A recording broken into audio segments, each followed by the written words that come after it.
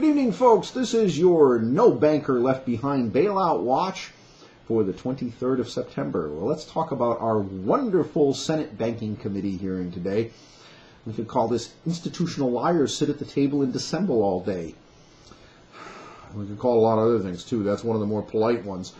You really need to go take a look at the market ticker.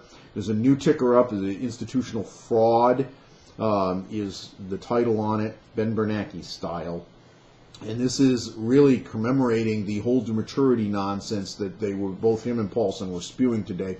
Guys, hold to maturity is a clever way of saying we're going to force the taxpayers to eat hundreds of billions of dollars by intentionally misvaluing assets. It's uncool, it's inappropriate, it ought to lead to people being indicted, and frankly, if Congress actually gives a rubber stamp to this kind of thing, you ought to throw every last one of them out, all right? Because there's absolutely no cause for this. It will cost the taxpayers hundreds of billions of dollars if that goes through. Count on it. Second, Paulson said he never said anything about buying credit card debt and such. Well, you know what? I read it in every other national media.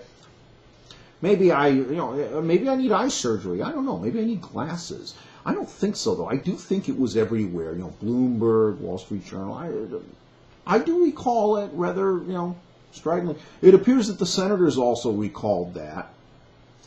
Supposedly came directly out of Treasury. So, Paulson wants to disclaim it. Yeah, that's kind of interesting. Of course, this is supposed to be about housing, right? And credit crunches in housing. The truth is it's not. The truth is it's a looting operation for the banks. But we'll get to that.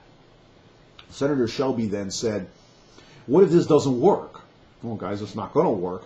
3 things you have to have for it to work to actually get trust back in the markets. We've been over this. You've got to have a transparent balance sheet.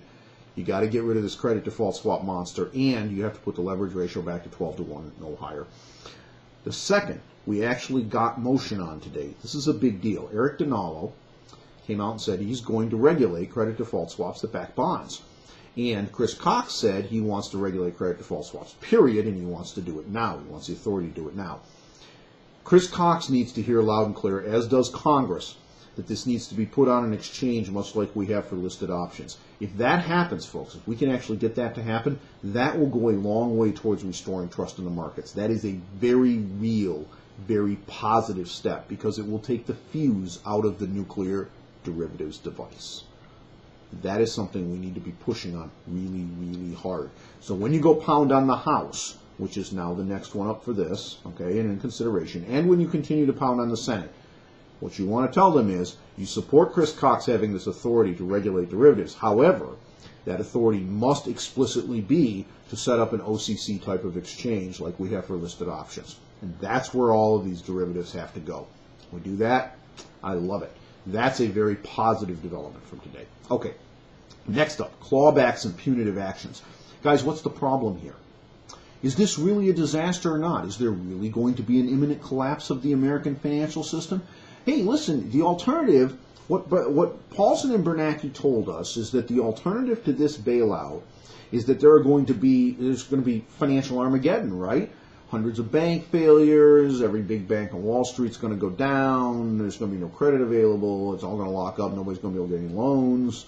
The dogs and cats living with each other, Satan, getting together with Jesus. I mean, all the things that are never, ever supposed to happen in the history of the world are going to all come to pass if we don't get our $700 billion. This is what we were told, right? This is the disaster scenario that Bernanke and Paulson laid out to Congress in their little closed-door meeting that nobody wants to give us the details of.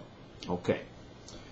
If you are a banker and your alternative is going immediately broke, what is the problem with giving up your stock options, your restricted stock, and your bonuses from the last few years? Remember, the alternative is that your organization goes out of business, you get nothing. All of your options are worthless. All your common stock becomes worthless. You lose your job. Maybe you go to jail. Okay?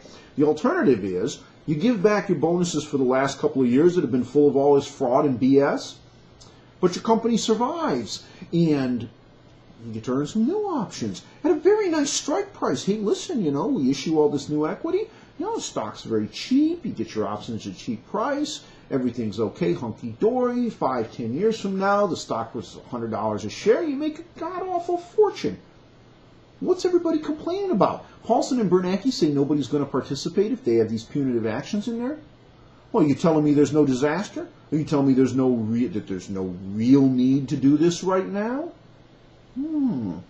Hey, wait a minute. My little skepticism antenna just popped up out of my head. I think there's a little problem here. I think Paulson and Bernanke may have been lying.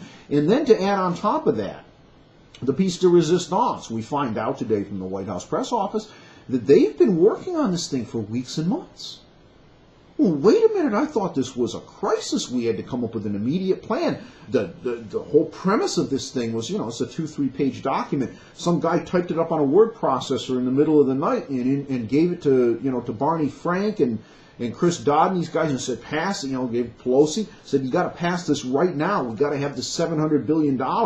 Hey, listen, I'm sorry, we had all this language in here that basically made Hank Paulson God. And at the same time said that, not only can nobody sue him, but he can tell any financial company to do whatever he wants, and they can't question him. And this was just sloppy because, we need it right now. We'll worry about the details later. Now we find out that that's not true, that this has been under consideration for weeks and months. So did the people in this administration just stick this piece of paper in their back pocket and wait for some crunch to come when they could herd everybody into a room and play Freddy Krueger's Behind the Door? I mean, come on, folks. If you're sitting in your bed in the middle of the night and you hear what sounds like a rattlesnake and all the lights are off, you get scared, right? Because it might be a rattlesnake. But if the lights are on and it's the middle of the daytime and you hear something that rattles, hey, you know what? It might be your wife that left some piece of jewelry hanging in the bathroom and it fell off the counter. So then you get up and you go look, right? But if we play the Freddy Krueger thing, Freddy's around the corner, right? Edward Scissorhands, that sort of stuff. Guys, what's going on here? Okay? We got a plan that's been in process for weeks and months. All of a sudden, there's a huge disastrous blow-up. It comes out of the middle of nowhere and gets slapped on the table and says, you got to pass this now. 1 week before Congress adjourns, I don't buy it.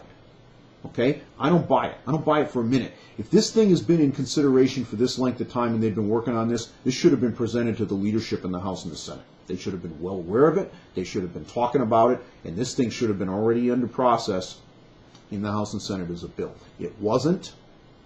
It was sprung on the leadership in the middle of the night after they gathered everybody into a room and basically played the asteroid is going to hit New York City. It's going to land in the middle of downtown Manhattan, destroy everything, unless you give us $700 billion. I don't believe them. Quite frankly, after today, after watching the Senate hearing, I don't believe them. I think both Hank and Ben are lying. And one of two things is true. Either the disaster is not going to come, or the disaster is going to come whether they do it or not. I think the disaster may come, which is why I think we need to do the 3 things to fix it. All right? But what they're asking for isn't going to fix it at all. All it is a power grab, and I think it's an attempt to take the money, loot banks, and give it to their favorite friends. And I am absolutely convinced that the way this was gone about after the Senate hearing today was improper. Finally, as if there wasn't enough to underline all this, Warren Buffett suddenly decides to put $5 billion in Goldman Sachs after the closing bell tonight. If everything's about to melt down, why is the Oracle of Omaha, arguably the smartest man in the world when it comes to equity investing, why don't you just pull out his checkbook and write a $5 billion check? Something to think about.